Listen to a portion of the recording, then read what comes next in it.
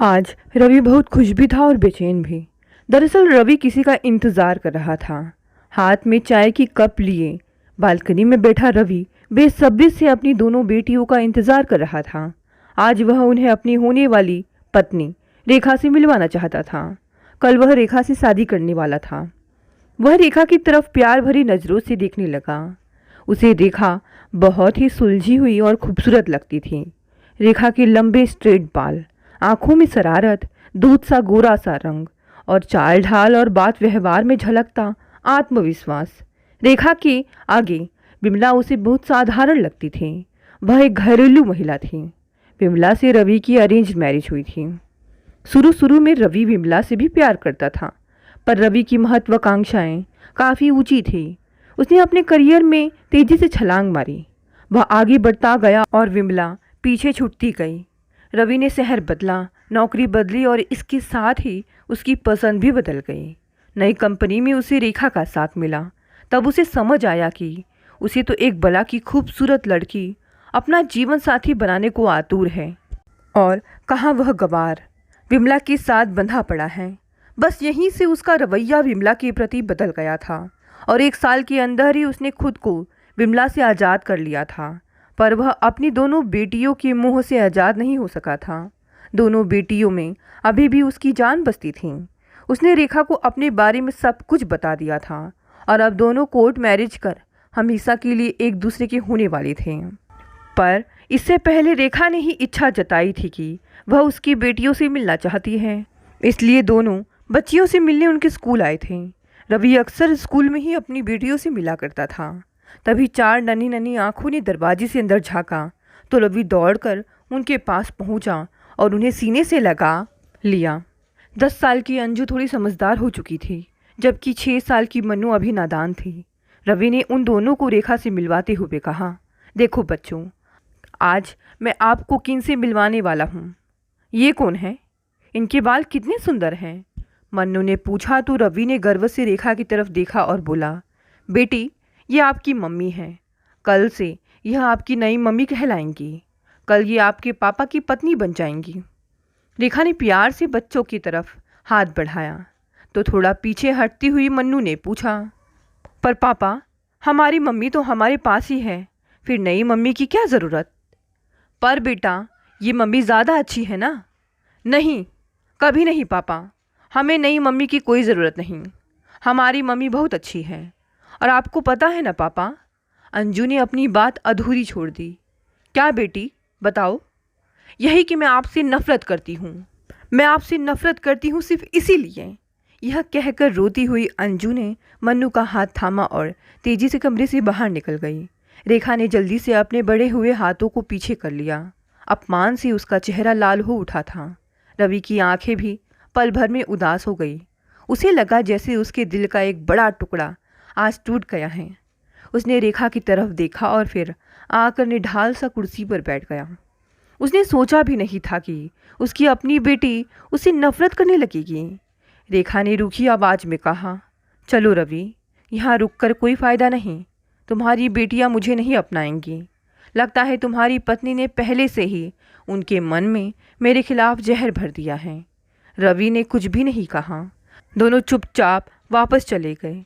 इधर विमला ने जब सुना कि उसका रवि दूसरी शादी करने वाला है तो वह और भी टूट गई। उसने तुरंत अपनी सास ममता देवी को फ़ोन लगाया। मम्मी, कल आपका बेटा नई बहू लेकर आ रहा है। मुबारक हो, आपकी ज़िंदगी में एक बार फिर बहू का सुख वापस आने वाला है। चुप कर बहू, तेरे सिवा मेरी ना कोई बहू है और ना कभी होगी। मैं शरीर से भले ही यहाँ हूँ, पर मेरा दिल अभी तेरे और तेरी दोनों बच्चियों के पास ही है।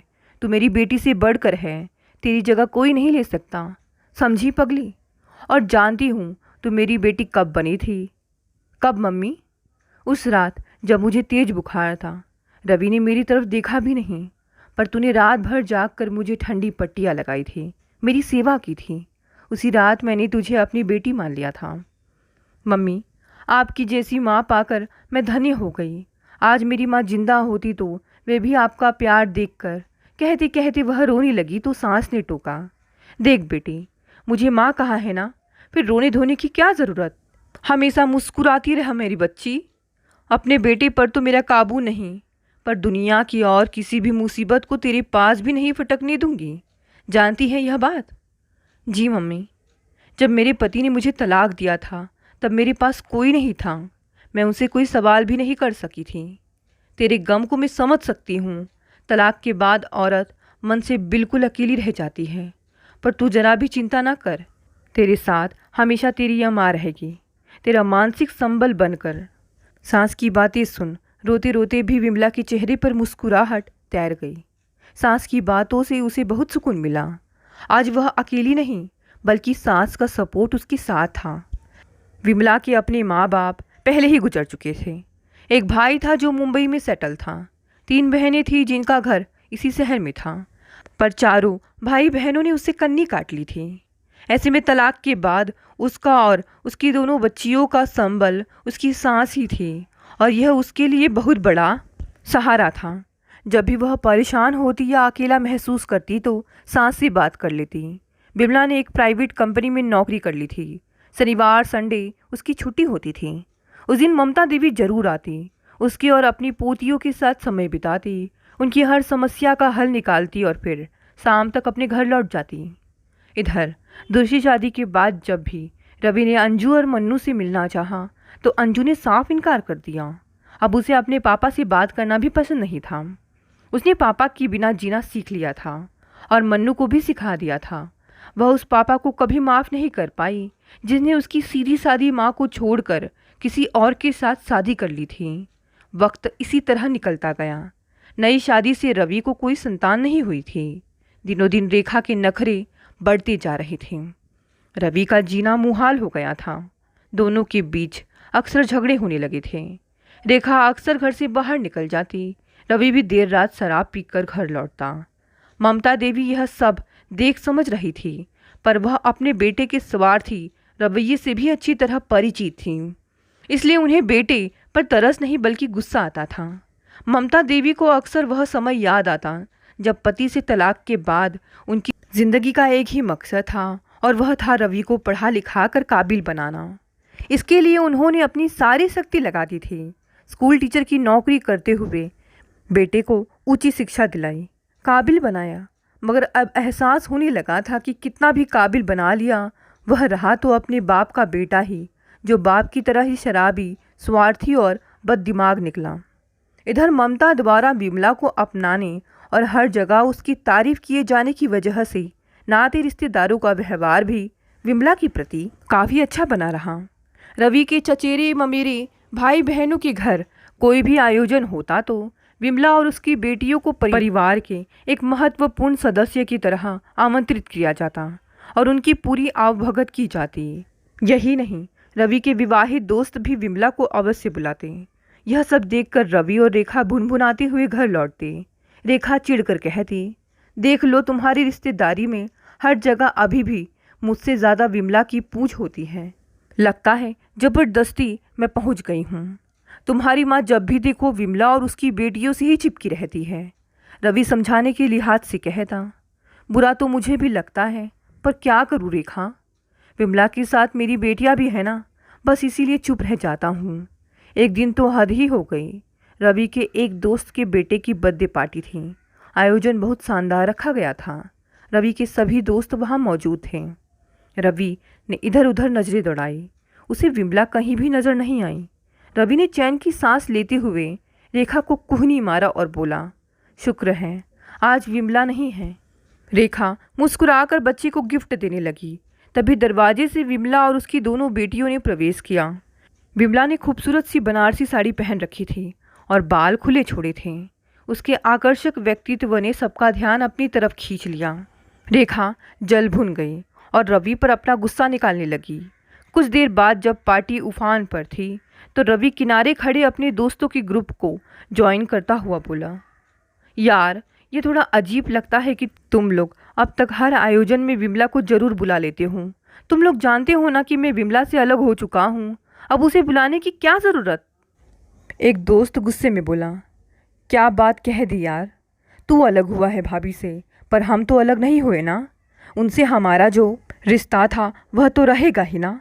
पर क्यों रहेगा, जब वह मेरी पत्नी ही नहीं तो तुम लोगों की भाभी कैसे हो गई? रवि ने गुस्से में कहा तो एक दोस्त हंसता हुआ बोला, ठीक है यार, भाभी नहीं दोस्त ही सही। यही मान ले कि अब एक दोस्त की हैसियत से हम सब उन्हें बुलाएंगे।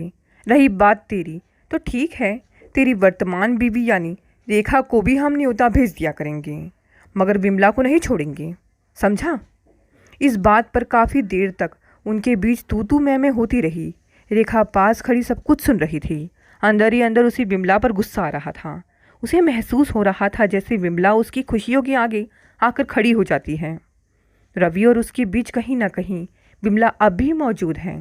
घर लौटते समय भी पूरे रास्ते रेखा हमेशा की तरह रवि से लड़ती झगड़ती रही। एक दिन शनिवार को जब ममता देवी बहू और पोती के साथ थी तो दोपहर में उछलती कूदती अंजू घर में खुशी आते ही उसने माँ और दादी के पैर छुए। विमला ने खुशी की वजह पूछी तो अंजू खुशी से चिल्लाई, मम्मा, मेडिकल में मेरे बहुत अच्छे नंबर आए हैं और मुझे यहाँ के सबसे बेहतरीन मेडिकल कॉलेज में दाखिला मिल रहा है। सच बेटी? दादी ने खुशी से पोती को गले लगा लिया, मगर विमला थोड़ी उदास स्वर में बोली, बेटा, यहाँ दाखिले में और उसके बाद पढ़ाई में कुल खर्च लगभग कितना आएगा? अब अंजू भी सीरियस हो गई थी। सोचते हुए उसने कहा, मम्मा, मेरे ख्याल से लगभग 2-2.5 लाख रुपए तो लग ही जाएगा, इससे ज़्यादा भी लग सकते हैं। पर बेटा, मैं इतने रुपए कहाँ से लाऊंगी? मम्मी, मेरी शादी वाली जो एफडी आपने रखी है ना, बस उसे तोड़ दो। पागल है क्या बहू? तू वैसा कुछ नहीं करेगी, पढ़ाई का खर्च मैं उठाऊंगी। अंजू, ममता देवी ने कहा। पर कैसे मम्मी? आपके पास इतने रुपए कहाँ से आएंगे? बेटा, मैंने अपनी नौकरी के दौरान कुछ रुपए बचा कर अलग रखे थे। वे रुपए मैंने कभी रवि को भी नहीं दिए। अब उन्हें अपनी अंजू के मेडिकल की पढ़ाई के लिए खर्च करूंगी। इसका अलग ही सुख होगा। नहीं मम्मी, उन्हें आप ना निकालें। वैसे भी इस उम्र में आपको पैसे अपने पास रखने चाहिए। कल को रवि ने कुछ गलत व्यवहार किया या बिजनेस डुबो दिया तो आप? अरे नहीं बेटा, जिसके पास तेरी जैसी बेटी और इतनी प्यारी पोतियाँ हैं उसे क्या चिंता। और फिर मेरी पोती डॉक्टर बनेगी, इससे ज़्यादा खुशी की बात और क्या हो सकती है। अगले दिन ही ममता देवी ने पोती की पढ़ाई के लिए रुपयों का इंतज़ाम कर दिया। वक्त इसी तरह गुजरता रहा। रवि के जीवन में अब कुछ भी नहीं बचा था। रेखा के कई सालों से ऑफिस के किसी कलीग के साथ अफेयर चल रहा था। इधर रवि अब और भी ज़्यादा शराब में डूबा रहने लगा था। छोटी छोटी बात पर वह माँ पर भी बरस जाता। ममता देवी का दिल कहीं दफा करता कि सब कुछ छोड़कर चली जाए, पर बेटे का मुंह कहीं ना कहीं आड़े आ जाता। जितनी देर रेखा और रवि घर में रहते, झगड़े होते रहते। ममता देवी का घर में दम घुटता। उनकी उम्र भी अब काफ़ी हो चुकी थी। वे करीब 80 साल की थी। उनसे अब ज़्यादा दौड़ भाग नहीं हो पाता। विमला के पास भी वे कई कई दिन बाद जा पाती। एक दिन उन्हें अपने पेट में दर्द महसूस हुआ। यह दर्द बार बार होने लगा। एक दिन ममता देवी ने बेटे से इसका जिक्र किया तो बेटे ने उपेक्षा से कहा, अरे माँ, तुमने कुछ उल्टा सीधा खा लिया होगा। वैसे भी इस उम्र में खाना मुश्किल से ही पचता है। पर बेटा, यह दर्द कई दिनों से हो रहा है। कुछ नहीं माँ, गैस का दर्द होगा, तुम अजवाइन फाँक लो। कहकर रवि ऑफिस के लिए निकल गया। अगले दिन भी दर्द की वजह से ममता देवी ने खाना नहीं खाया, पर रवि को कोई परवाह नहीं थी। 2-3 दिनों बाद जब ममता देवी से रहा नहीं गया तो उन्होंने फ़ोन पर बहू विमला को यह बात बताई। विमला एकदम से घबरा गई। वह उस समय ऑफिस में थी। तुरंत बोली, मम्मी, मैं अभी ऑफिस से छुट्टी लेकर आती हूँ, आपको डॉक्टर को दिखा दूँगी। अरे बेटा, ऑफिस छोड़कर क्यों आ रही है? कल दिखा देना। नहीं मम्मी, कल शनिवार है और वे डॉक्टर शनिवार को नहीं बैठते। मैं अभी आ रही हूँ। 1 घंटे के अंदर विमला आई और उन्हें हॉस्पिटल लेकर गई। बेटे और बहू के व्यवहार में अंतर देखकर उनका दिल भर आया। डॉक्टर ने ऊपरी जांच के बाद कुछ और टेस्ट कराने को लिख दिए। विमला ने फटाफट सारे टेस्ट कराए और जो बात निकलकर सामने आई वह किसी ने सोचा भी नहीं था। ममता देवी को पेट का कैंसर था। डॉक्टर ने साफ साफ बताया कि कैंसर अभी ज़्यादा नहीं फैला है, पर इस उम्र में ऑपरेशन करना ठीक नहीं रहेगा। कीमोथेरेपी और रेडिएशन से इलाज किया जा सकता है। विमला ने तुरंत अपने ऑफिस में 15 दिनों की छुट्टी की अर्जी डाल दी और सांस की तीमारदारी में जुट गई। अंजू ने भी अपने संपर्कों के द्वारा दादी का बेहतर इलाज कराना शुरू कर दिया। कीमोथेरेपी लंबी चलनी थी, सो विमला ने ऑफिस ज्वाइन कर लिया, मगर उसने कभी सास को अकेला नहीं छोड़ा। उसकी दोनों बेटियों ने भी पूरा सहयोग दिया। रवि एक दो बार माँ से मिलने आया, पर कुछ मदद की इच्छा भी नहीं जताई। विमला सास को कुछ दिनों के लिए अपने घर ले आई और दिल से सेवा करती रही। अब ममता देवी की तबीयत में काफ़ी सुधार था। एक दिन उन्होंने विमला के सिर पर हाथ फेरते हुए कहा, बेटी, मैं चाहती हूँ कि तू उस घर में वापस चले। विमला ने हैरानी से सास की ओर देखते हुए कहा, आप यह क्या कह रही हैं मम्मी? आप जानती हो ना, अब मैं रवि के साथ कभी नहीं रह सकती। कुछ भी हो जाए मैं उसे माफ़ नहीं कर सकती। पर बेटा, मैंने कब कहा कि तुझे रवि के साथ रहना होगा? मैं तो बस यही चाहती हूँ कि तू अपने उस घर में वापस चले। पर वह मेरा घर कहाँ है मम्मी? वह तो रवि और रेखा का घर है। मैं उनके साथ? यह संभव नहीं मम्मी। बेटा, वह घर रवि का नहीं, तू भूल रही है। वह घर तेरे ददिया ससुर ने मेरे नाम किया था। उस 2 मंजिले खूबसूरत बड़े से घर को बहुत प्यार से बनवाया था उन्होंने, और अब उस घर को मैं तेरे नाम करना चाहती हूँ। नहीं मम्मी, इसकी कोई ज़रूरत नहीं है। रवि को रहने दो उस घर में। मैं अपने किराए के घर में खुश हूँ। तू खुश है, पर मैं खुश नहीं हूँ बेटा। मुझे अपने घर में रहने की इच्छा हो रही है, पर अपने बेटे के साथ नहीं, बल्कि तेरे साथ। मैं तेरे आगे हाथ जोड़ती हूँ, मुझे उस घर में ले चल। वही मेरी सेवा करना। उसी घर में मेरी पोतियों की बारात आएगी। मेरा यह सपना सच हो जाने दे बेटा। विमला की आंखें भीग गई। वह सास के गले लगकर रोने लगी। सास ने उसे चुप कराया और रवि को फ़ोन लगाया। बेटा, तू अपना कोई और ठिकाना ढूंढ ले, मेरा घर खाली कर दे। यह तू क्या कह रही है माँ? घर खाली कर दूँ? पर क्यों? क्योंकि अब उसमें मैं, विमला और अपनी पोतियों के साथ रहूँगी। अच्छा, तो विमला ने कान भरे हैं, भड़काया है तुम्हें? नहीं रवि, विमला ने कुछ नहीं कहा। यह तो मेरा कहना है। सालों तुझे उस घर में रखा, अब विमला को रखना चाहती हूँ। तुझे बुरा क्यों लग रहा है? यह तो होना ही था। इंसान जैसा करता है वैसा ही भरता है ना बेटे। तुम दोनों पति पत्नी तब तक अपने लिए कोई किराए का घर ढूंढ लो। और हाँ, थोड़ी जल्दी करना। इस रविवार मुझे विमला और पोतियों के साथ अपने घर में शिफ्ट होना है बेटे। अपना फैसला सुनाकर ममता देवी ने फ़ोन काट दिया और विमला की तरफ देखकर मुस्कुरा पड़ी। दोस्तों, छोटी सी कहानी यहीं समाप्त हो गई। कैब दरवाजे पर आ खड़ी हुई। सारा सामान बांधा हुआ तैयार रखा था। अशोक अपने कमरे में खड़ा सा उस चिरपरिचित महक को अंदर अपने समेट रहा था, जो उसके बचपन के अनमोल निधि थी। अशोक के 3 वर्षीय बेटे कबीर ने इसी कमरे में घुटनों के बल चलकर खड़े होना और फिर अपनी दादी की उंगली पकड़कर पूरे घर में घूमना सीखा था। अशोक की पत्नी छाया एक जापानी कंपनी में काम करती थी। वह सुबह 8 बजे निकलती तो शाम को 7 बजे ही वापस लौटती। ऐसे में कबीर अपनी दादी के हाथों ही पला बड़ा था। नौकर दीपू के साथ उसकी खूब पटती थी, जो उसे कभी कंधे पर बिठाकर तो कभी उसको 3 पहियों वाली साइकिल पर बिठाकर सैर कराता। अक्सर शाम को जब छाया लौटती तो कबीर घर में ही न होता और छाया बेचैनी से बेटे का इंतज़ार करती। किंतु जब दीपू के कंधे पर चढ़ा कबीर घर लौटता तो नीचे कूदकर सीधे दादी की गोद में जा बैठता और तब छाया का पारा चढ़ जाता। दादी के कहने पर कबीर छाया के पास आ जाता तो जरूर, किंतु कुछ इस तरह मानो अपनी माँ पर एहसान कर रहा हो। ऐसे में छाया और भी चिढ़ जाती। मन ही मन इसे अपनी सास की एक चाल समझती। लगभग 5 वर्ष पूर्व जब छाया इस घर में बहू बनकर आई थी तो जगमगाते सपनों से उसका आंचल भरा था। पति के हृदय पर उसका एक छत्र साम्राज्य होगा। हर औरत की तरह उसका भी यही सपना था, किंतु उसके पति अशोक के हृदय में किसी कोने में उसकी माँ की मूर्ति भी विराजमान थी, जिसे लाख प्रयत्न करने पर भी छाया वहाँ से निकाल कर फेंक न सकी। छाया की मन की कुड़हन ने घर में छोटे मोटे झगड़ों को जन्म देना शुरू कर दिया था, जिन्होंने बढ़ते बढ़ते लगभग कलह का रूप ले लिया था। इस सारे झगड़े झंझटों के बीच में पिस रहा था तो बेचारा अशोक, जो सीधा साधा इंसान था, वह आपसी रिश्तों को शालीनता से निभाने में विश्वास रखता था।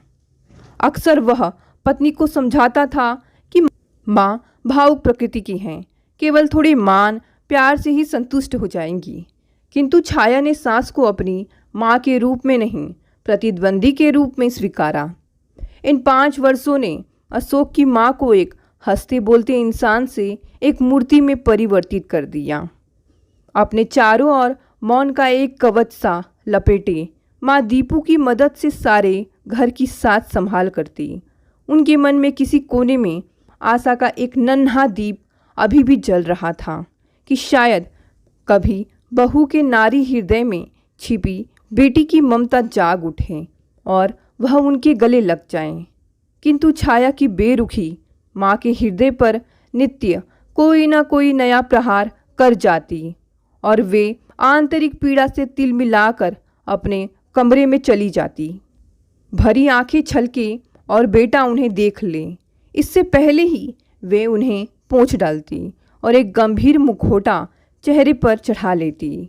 समय इसी तरह बीत रहा था कि एक दिन अशोक को तब्दीली का आदेश मिला। शाम को माँ के पास बैठ उनके दोनों हाथ अपने हाथों में थाम अशोक ने खिले चेहरे से माँ को बताया, माँ, मेरी तरक्की हुई है और तब्दीली भी हो गया है। माँ चौंक उठी। बदली भी हो गई है? हाँ, अशोक उत्साह से भरकर बोला। बेंगलोर जाना होगा, दफ्तर की तरफ से मकान भी मिलेगा और गाड़ी भी। तुम खुश हो ना माँ? हाँ, बहुत खुश हूँ। अशोक के सिर पर माँ ने हाथ फेरा। आंखें मानो वात्सल्य से छलक उठी और अशोक संतुष्ट होकर उठ गया। किंतु शाम को जब छाया लौटी तो यह खबर सुनकर झुंझुला उठी। क्या ज़रूरत थी यह प्रस्ताव स्वीकार करने की? हमें यहाँ क्या परेशानी है? मेरी नौकरी अच्छी भली चल रही है, वह छोड़नी पड़ेगी। तुम्हारी तनख्वाह जितनी बढ़ेगी उससे कहीं ज़्यादा नुकसान मेरी नौकरी छूटने का होगा। फिर बेंगलोर नया शहर है, आसानी से वहाँ नौकर भी नहीं मिलेगा। दीपू हमारे साथ जा नहीं सकेगा क्योंकि मुंबई में उसके माँ बाप हैं। मेरी तो कुछ समझ में ही नहीं आ रहा कि क्या करूं। कैसे उल्टे सीधे फैसले कर बैठ जाते हैं आप। बैग वही मेज पर पटक परेशान सी छाया सोफे पर ही पसर गई। थोड़ी देर बाद दीपू चाय ले आया। माँ को चाय दी? अशोक के पूछने पर दीपू बोला, जी साहब। माँ जी अपनी चाय कमरे में ले गई। सुन दीपू, अचानक छाया बोल उठी, साहब की बदली बेंगलोर हो गई है, तू चलेगा ना हमारे साथ? कबीर तेरे बिना नहीं रहेगा। साहब बेंगलोर जा रहे हैं? दीपू का चेहरा उतर गया। फिर मैं क्या करूँगा? मेरा बाप मुझे इतनी दूर नहीं भेजेगा। तेरी पगार बढ़ा देंगे। छाया त्योरी चढ़ाकर बोली। फिर तो भेजेगा ना तेरा बाप? नहीं दीदी जी, पगार की बात नहीं, मेरी माँ भी बीमार रहती है। तो ऐसा कह कि तू ही जाना नहीं चाहता। छाया गुस्से से भर उठी, वहाँ से उठ गई। फिर अगले कुछ दिन बड़ी व्यस्तता के बीते। अशोक को 1 महीने बाद ही बेंगलोर पहुंचना था। सो यह तय हुआ कि छाया 1 महीने का ज़रूरी नोटिस देकर नौकरी से इस्तीफ़ा दे और पति के साथ ही चली जाए, जिससे दोबारा आने जाने का चक्कर न रहे। अशोक ने पत्नी को समझाया, कबीर अभी छोटा ही है, वहाँ किसी स्कूल में दाखिला मिल जाएगा। मम्मी तो साथ होगी ही, जैसे यहाँ सब कुछ संभालती हैं वहाँ भी संभाल लेंगी। बाद में कोई नौकर भी ढूंढ लेंगे, जिससे कि माँ पर ही सारे काम का बोझ ना पड़े। इन्हीं सारे फैसलों के साथ दिन गुजरते गए। घर में सामान की पैकिंग का काम शुरू हो गया। अशोक के ऑफिस की ओर से एक पैकिंग कंपनी को आदेश दिया गया था कि वे लोग सारा सामान पैक करके ट्रक द्वारा बेंगलोर भेजेंगे। घर की ज़रूरतों का लगभग सारा सामान पैक हो चुका था। फर्नीचर, बेड, रसोई का सामान, फ्रिज, टीवी आदि बड़े बड़े लकड़ी के बक्सों में बंद होकर ट्रक में लादा जा रहा था। अब बचा था तो केवल अपनी निजी ज़रूरतों का सामान, जैसे पहनने के लिए कपड़े आदि, जो उन्हें अपने साथ ही ले जाने थे। कुछ ऐसा सामान भी था जो अब उनके काम का नहीं था, जैसे मिट्टी के तेल का स्टोव, लकड़ी का तख्त, कुछ पुराने बर्तन आदि। इन्हें वे दीपू के लिए छोड़े जा रहे थे। गृहस्थी में चाहे अनचाहे न जाने ऐसा कितना सामान इकट्ठा हो जाता है जो इस्तेमाल न किए जाने पर भी फेंकने योग्य नहीं होता। ऐसा सारा सामान वे दीपू को दे रहे थे। आखिर 5 साल से वह उनकी सेवा कर रहा था, उसका इतना हक तो बनता ही था। छाया की इच्छा थी कि मकान रेंटल पर चढ़ा दिया जाए, किंतु अशोक ने मना कर दिया। मुंबई में मकान रेंटल पर चढ़ाकर किराएदार से वापस लेना कितना कठिन होता है, मैं अच्छी तरह समझता हूँ।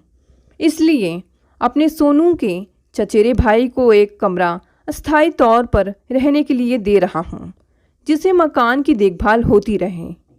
उस लड़के का नाम रोशन था, भला सा लड़का था। 4 महीने पहले ही पढ़ाई के लिए मुंबई आया था। बेचारा रहने की जगह ढूंढ रहा था। साफ सुथरा कमरा पाकर खुश हो गया। इन सब झंझटों से छुट्टी पाकर अशोक माँ के कमरे में गया और बोला, लाओ माँ, तुम्हारा सामान मैं पैक कर देता हूँ। किंतु माँ किसी मूर्ति की तरह गंभीर बैठी थी। शांत स्वर में बोली, मैं नहीं जाऊँगी बेटा। क्या? अशोक मानो आसमान से गिरा। क्या कहती हो माँ? हम तुम्हें यहाँ अकेला छोड़कर जाएंगे भला? अकेली कहाँ हूँ बेटा, माँ भरे गले से बोली। दीपू है, रोशन है, लेकिन वे सब तो गैर हैं। अपने तो हम हैं जिन्हें तुम्हारी देखभाल करनी है। हम तुम्हें कैसे अकेला छोड़ दें? अपना कौन और पराया कौन?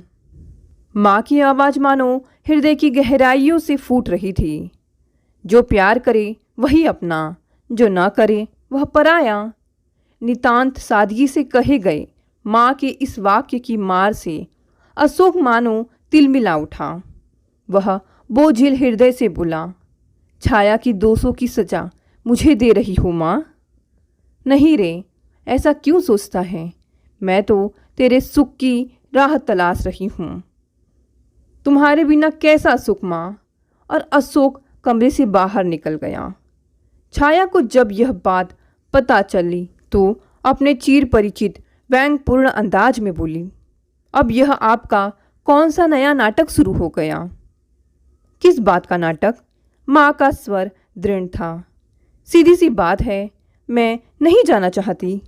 लेकिन क्यों? क्या मेरी इच्छा का कोई मूल्य नहीं? यह इच्छा की बात नहीं है, मुझे परेशान करने की आपकी एक और नई चाल है। आप खूब समझती हैं कि दीपू साथ नहीं जा रहा। कबीर आपके बिना रहता नहीं। उस नई जगह में मुझे अकेली सब संभालने में कितनी परेशानी होगी, इसलिए मुझसे बदला ले रही हैं आप। बदला तो मैं गैरों से भी नहीं लेती छाया। फिर तुम तो मेरी अपनी हो, बेटी हो मेरी। जिस दिन तुम्हारी समझ में यह बात आ जाए, मुझे लेने आना, तब चलूँगी तुम्हारे साथ। इतना कहकर माँ कमरे से बाहर चली गई। रात को अशोक के कमरे से बहू की ऊंची आवाज़ बाहर तक सुनाई दे रही थी। सारी दुनिया को दिखाना है कि हम उनको साथ नहीं ले जा रहे हैं। हमारी बदनामी होगी, इसका भी ख्याल नहीं। पत्नी का व्यवहार अब अशोक की सहन शक्ति की सीमाएं तोड़ रहा था। आखिर उसने साफ बात कह ही डाली, दरअसल तुम्हें चिंता माँ की नहीं, बल्कि इस बात की है कि वहाँ दीपू भी नहीं होगा और माँ भी नहीं। फिर घर का सारा काम तुम कैसे संभालोगी? तुम्हारी सारी परेशानी इसी बात को लेकर है। अंत में यह तय हुआ कि अगले दिन सुबह जब कबीर सोकर उठे तो उसे समझाया जाए कि दादी को साथ चलने के लिए राजी करें। उनकी उड़ान का समय शाम का था और माँ के सामान की पैकिंग के लिए इतना समय काफ़ी था। दूसरे दिन सुबह होते ही अपनी ऊनिंदी आंखें मलता मलता कबीर दादी की गोद में जा बैठा। दादी माँ, जल्दी से तैयार हो जाओ। तैयार हो जाऊं? भला क्यों? पोते के दोनों गाल चूम चूम कर दादी निहाल हुई जा रही थी। मैं तुम्हें साथ ले जाऊंगा। माँ की समझ में सारी बात आ गई। धीरे से कबीर को गोद से नीचे उतार कर बोली, पहले जाकर नहाओ और दूध पियो। कबीर उछलता कूदता कमरे से बाहर भाग गया। थोड़ी थोड़ी देर में बेटा बहू किसी न किसी बहाने से माँ के कमरे में यह देखने के लिए आते जाते रहते कि वे अपना सामान पैक कर रही हैं या नहीं। किंतु माँ के कमरे में सब कुछ शांत था। वे तो रसोई में मिट्टी के तेल वाले स्टोव पर उन लोगों के लिए दोपहर का खाना बनाने में व्यस्त थीं। वे अशोक और कबीर की पसंद की चीज़ें दीपू की मदद से तैयार कर रही थी, जो थोड़े बहुत पुराने बर्तन उन लोगों ने छोड़े थे। उसी से वे अपना काम चला रही थी। माँ को पता भी ना चला कि कितनी देर से अशोक रसोई के दरवाजे पर खड़ा उन्हें देख रहा है। छाया भी उसी के पीछे खड़ी थी। सहसा माँ की दृष्टि उन पर पड़ी और एक पल को मानो उनका उदास चेहरा खिल उठा। ऐसे क्यों खड़े हो तुम दोनों? माँ पूछ बैठी। क्या आप छाया को माफ़ नहीं कर सकती माँ? बुझे स्वर में अशोक ने पूछा। आज तक और किया ही क्या है बेटा, माँ बोली। लेकिन बिना किसी प्रयत्न के अनायास मिला प्यार मूल्यहीन हो जाता है। इस बात को समझो बेटा। तुम्हारे और कबीर के बिना रहना मेरे लिए भी आसान नहीं है, लेकिन इस समय शायद इसी में हम सबकी भलाई है। अकेले घर संभालने में छाया को परेशानी तो होगी, लेकिन धीरे धीरे वो सीख जाएगी। दीपू के हाथ में खाने की प्लेट देकर माँ रसोई से बाहर आ गई। हाथ धोकर उन्होंने अपने कमरे में बिछे लकड़ी के तख्त पर खाना लगा दिया। दाल पूरी देखते ही कबीर खुश हो गया। मीठे में माँ ने खीर बनाई थी, जो अशोक और छाया दोनों को पसंद थी। सब लोग एक साथ खाना खाने बैठे। माँ के हाथ का खाना अब न जाने कब मिले, यह ध्यान आते ही मानो अशोक के गले में पूरी का कौर अटकने लगा। किसी तरह 2-4 कौर खाकर वह पानी का गिलास लेकर उठ गया। कैब में सामान रखा जा रहा था। माँ निर्विकार भाव से मूर्ति बनी बैठी थी। उनके पैरों के पास दीपू बैठा हुआ था। कभी वह अपने साहब को देखता और कभी माँ जी को, मानो समझना चाह रहा हो कि जो कुछ भी हो रहा है वह अच्छा है या बुरा। माँ के पांव छूते समय अशोक के हृदय की पीड़ा उसके चेहरे पर साफ उभर आई। वह भरे गले से बोला, मैं हर महीने आऊँगा माँ, चाहे एक ही दिन के लिए आऊँ। माँ ने उसके सिर पर हाथ फेरा। तुम्हारा घर है बेटा, जब जी चाहे आओ, लेकिन मेरी चिंता मत करना। क्या आप सचमुच ऐसा सोचती हैं कि यह संभव है? कहते कहते अशोक का स्वर भर्रा उठा। माँ के पैरों के पास बैठा दीपू उठकर अशोक के सामने आ गया और दोनों हाथ जोड़कर बोला, आप माँ जी की चिंता ना करें साहब, मैं हूँ ना, सब संभाल लूँगा। आप हर महीने खुद ही आकर देख लेना। एक भरपूर नज़र उस 20 साल के दीपू पर सहसा डाल अशोक ने उसे चिपटा लिया। उस पल, उस घड़ी छाया उसकी दृष्टि में मामूली सी हो उठी थी। दोस्तों, ये छोटी सी कहानी यहीं समाप्त हो गई। अगर कहानी अच्छी लगी तो इसे लाइक, शेयर और कमेंट भी करें। साथ ही साथ अगर आप नए हैं तो इस चैनल को भी सब्सक्राइब कर लें। धन्यवाद दोस्तों, मिलते हैं अगली नई कहानी से।